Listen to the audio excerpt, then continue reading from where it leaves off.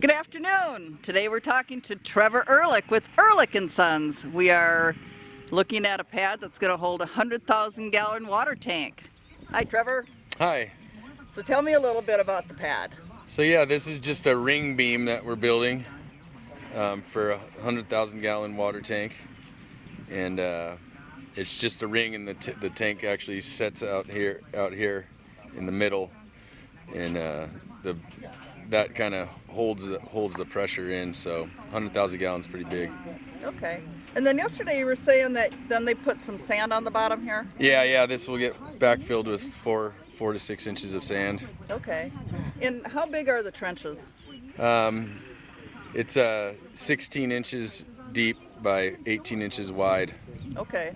And how many, I noticed you put some spacers out there. How far along do the spacers, how do you? Yeah, I just gauge those spacers just to keep it a consistent 18 inches wide.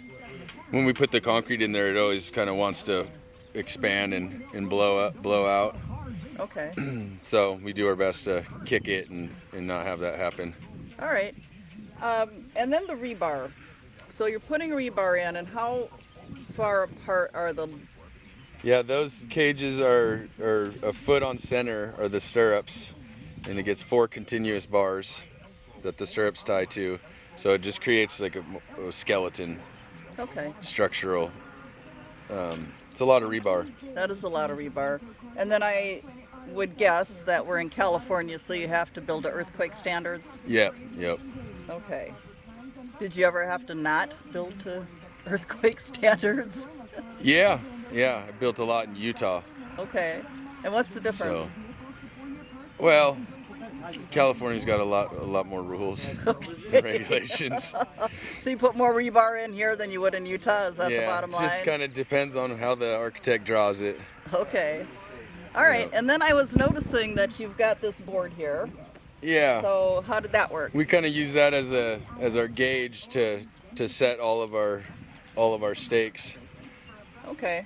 To keep the circumference, Even. true. All right. So what is the diameter of this? It's 38 feet 9 inches. Okay. And that translates to what for a circumference? I think on the total, the inside is about 121 7/8 feet or so. So you never thought you were going to use that high school math, and here you are. Oh yeah. I don't know if I learned it in high school. I think actually practical applications of math makes a lot more sense to most people than what they... All my math is right here. Okay. Everything I figured is related to a tape measure typically. Okay. And then I noticed that you're using, I call it fake wood, but I'm sure there's a more... Oh yeah, that's actually cottage lap siding that we use, and it bends really nicely, so it works for great form. Okay, and I bet it lasts a lot longer than you probably used before this was available. I'm guessing people used wood, real thin wood. Yeah, or plywood and scabbing those together, but this stuff works out really well for this because they're 16 foot long, so you're kind of getting that extra footage on it rather than an 8-footer. And then you reuse it? Yeah, possibly. It all depends on when you peel it all apart.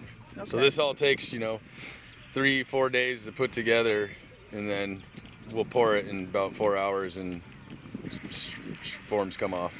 Okay. Well, that's good. So yeah, this should be poured by next week. Oh, that's great. So do you think you'll be done with this today? Yeah, hopefully we're gonna have all this rebar in and pretty good to call for an inspection next week sometime. Wonderful. Well, thank you for taking some time to talk to me again. You're very I appreciate it. Have a good day. Yep.